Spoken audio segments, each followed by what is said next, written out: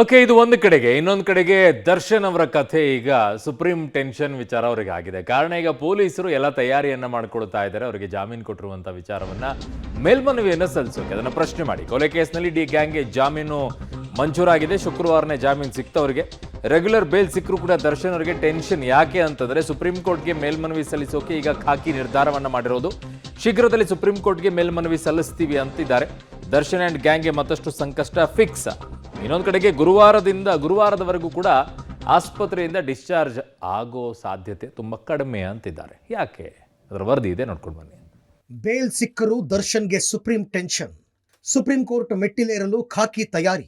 ಗೃಹ ಇಲಾಖೆಗೆ ಪತ್ರ ಬರೆಯಲಿರುವ ಪೊಲೀಸರು. ರೇಣುಕಾಸ್ವಾಮಿ ಕೊಲೆ ಪ್ರಕರಣದಲ್ಲಿ ಜೈಲು ಸೇರಿದ್ದ ಡಿ ಗ್ಯಾಂಗ್ ಹೈಕೋರ್ಟ್ನಿಂದ ಜಾಮೀನು ಸಿಕ್ಕ ಖುಷಿಯಲ್ಲಿದ್ದಾರೆ. ಆದರೆ ಅವರಿಗೆ ಸುಪ್ರೀಂ ಕೋರ್ಟ್ ಭಯ ಕಾಡ್ತಾ ಇದೆ. ರೆಗ್ಯುಲರ್ ಬೇಲ್ ಸಿಕ್ಕಿದ್ರೂ ನಟ ದರ್ಶನ್ಗೆ ಸಂಕಷ್ಟ ತಪ್ಪಿದಂತೆ ಕಾಣ್ತಾ ಇಲ್ಲ. ಹೈಕೋರ್ಟ್ ಆದೇಶ ಪ್ರಶ್ನಿಸಿ ಸುಪ್ರೀಂ ಕೋರ್ಟ್ ಕದ ತಟ್ಟಲು ಪೊಲೀಸರು ರೆಡಿಯಾಗಿದ್ದಾರೆ. ಸುಪ್ರೀಂ ಕೋರ್ಟ್ಗೆ ಮೇಲ್ಮನವಿ ಸಲ್ಲಿಸಲು ತನಿಖಾಧಿಕಾರಿಗಳು ಸಿದ್ಧತೆ ನಡೆಸಿದ್ದು, ಈ ಬಗ್ಗೆ ಹಿರಿಯ ಪೊಲೀಸ್ ಅಧಿಕಾರಿಗಳು ಸಭೆ ನಡೆಸಿದ್ದಾರೆ. ಗೃಹ ಇಲಾಖೆಗೆ ಪತ್ರ ಬರೆದು ಅನುಮತಿ ಸಿಕ್ಕ ಕೂಡಲೇ ಸುಪ್ರೀಂ ಕೋರ್ಟ್ಗೆ ಮೇಲ್ಮನವಿ ಅರ್ಜಿ ಸಲ್ಲಿಸುವ ಸಾಧ್ಯತೆ ಇದೆ. ರೇಣುಕಾಸ್ವಾಮಿ ಕೊಲೆ ಪ್ರಕರಣಕ್ಕೆ ಸಂಬಂಧಪಟ್ಟ ಹಾಗೆ ಏನು ಈಗ ಜಾಮೀನು ದೊರೆತಿದೆ, ಅದಕ್ಕೆ ಸಂಬಂಧಪಟ್ಟ ಹಾಗೆ ಸುಪ್ರೀಂ ಕೋರ್ಟ್ನಲ್ಲಿ ಅಪೀಲ್ ಮಾಡಲಿಕ್ಕೆ ಪ್ರಯತ್ನಗಳನ್ನು ಮಾಡಲಾಗ್ತದೆ. ಅದರ ಬಗ್ಗೆ ನಾವು ಪ್ರಸ್ತಾವನೆಯನ್ನು ಸರ್ಕಾರಕ್ಕೆ ಸಲ್ಲಿಸ್ತಾ ಇದ್ದೇವೆ. ಚಿತ್ರದುರ್ಗದ ರೇಣುಕಾಸ್ವಾಮಿ ಹತ್ಯೆ ಪ್ರಕರಣಕ್ಕೆ ಸಂಬಂಧಪಟ್ಟಂತೆ ಈಗಾಗಲೇ ಬಹುತೇಕ ಆರೋಪಿಗಳಿಗೆ ಹೈಕೋರ್ಟ್ ಜಾಮೀನನ್ನು ಮಂಜೂರು ಮಾಡಿರುವಂಥದ್ದು.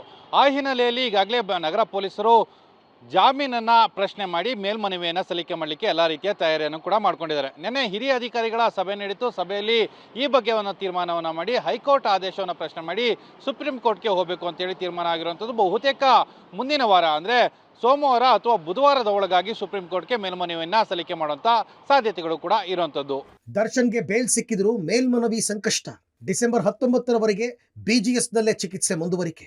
ಇತ್ತ ದರ್ಶನ್ಗೆ ಪೊಲೀಸರು ಸುಪ್ರೀಂ ಕೋರ್ಟ್ಗೆ ಮೇಲ್ಮನವಿ ಸಲ್ಲಿಸುವ ಟೆನ್ಷನ್ ಶುರುವಾಗಿದೆ. ಹೀಗಾಗಿ ಬಿಜಿಎಸ್ ಆಸ್ಪತ್ರೆಯಲ್ಲೇ ಟ್ರೀಟ್ಮೆಂಟ್ ಮುಂದುವರಿಸಲು ದರ್ಶನ್ ಮುಂದಾಗಿದ್ದಾರೆ. ಗುರುವಾರದವರೆಗೂ ಬೆನ್ನು ನೋವು, ಕಾಲು ನೋವಿಗೆ ಚಿಕಿತ್ಸೆ ನಡೆಯಲಿದೆ. ಫಿಸಿಯೋಥೆರಪಿ ಮಾಡಿ ಕಾಲು ನೋವು, ಬೆನ್ನು ನೋವು ಗುಣಮುಖ ಮಾಡಲು ವೈದ್ಯರು ಪ್ಲಾನ್ ಮಾಡಿದ್ದಾರೆ. ಸುಪ್ರೀಂ ಕೋರ್ಟ್ಗೆ ಮೇಲ್ಮನವಿ ಸಲ್ಲಿಕೆಯಾದರೆ ದರ್ಶನ್ ಗುರುವಾರವೂ ಡಿಸ್ಚಾರ್ಜ್ ಆಗೋದು ಡೌಟ್ ಎನ್ನಲಾಗ್ತಾ ಇದೆ. ಬಿಜಿಎಸ್ ಆಸ್ಪತ್ರೆಯಲ್ಲಿ ಚಿಕಿತ್ಸೆ ಪಡ್ತಾ ಇರುವಂತಹ ದರ್ಶನ್ಗೆ ಮತ್ತೊಂದು ಹೊಸ ಟೆನ್ಷನ್ ಶುರುವಾಗಿರುವಂಥದ್ದು. ಬೇಲ್ ಸಿಕ್ಕಿದ್ರು ಕೂಡ ಈಗ ಸುಪ್ರೀಂ ಕೋರ್ಟ್ಗೆ ಮೇಲ್ಮನವಿ ಹೋಗ್ತಾರೆ ಅನ್ನುವಂಥ ಆತಂಕ ಇದೆ. ಈ ಕಾರಣಕ್ಕೋಸ್ಕರ ಬಿಜಿಎಸ್ ಆಸ್ಪತ್ರೆಯಲ್ಲಿ ಟ್ರೀಟ್ಮೆಂಟ್ ಅನ್ನ ಮುಂದುವರಿಸೋದ್ರ ಬಗ್ಗೆ ಆಲೋಚನೆಯನ್ನ ಮಾಡ್ತಾ ಇರುವಂಥದ್ದು.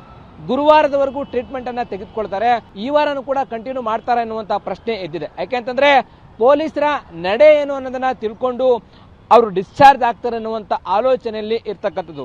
ಈ ನಿಟ್ಟಿನಲ್ಲಿ ಫಿಸಿಯೋಥೆರಪಿಯನ್ನ ನೀಡಿ, ಕನ್ಸರ್ವೇಟಿವ್ ಟ್ರೀಟ್ಮೆಂಟ್ ಅನ್ನು ನೀಡಿ ಅವರಿಗೆ ಗುಣಮುಖ ಮಾಡೋದ್ರ ಬಗ್ಗೆ ಚಿಂತನೆ ಆಗ್ತಾ ಇದೆ. ಸದ್ಯಕ್ಕೆ ಬಿಜಿಎಸ್ ಆಸ್ಪತ್ರೆಯಲ್ಲಿ ಟ್ರೀಟ್ಮೆಂಟ್ ಪಡ್ತಾ ಇರ್ತಕ್ಕಂಥ ದರ್ಶನ್ ಗುರುವಾರನೂ ಡಿಸ್ಚಾರ್ಜ್ ಆಗ್ತಾರಾ ಅಥವಾ ಈ ವಾರ ಕಂಪ್ಲೀಟ್ ಆಗಿ ಮುಂದುವರಿಸ್ತಾರಾ ಎನ್ನುವಂಥ ಪ್ರಶ್ನೆ ಎದ್ದಿರುವಂಥದ್ದು.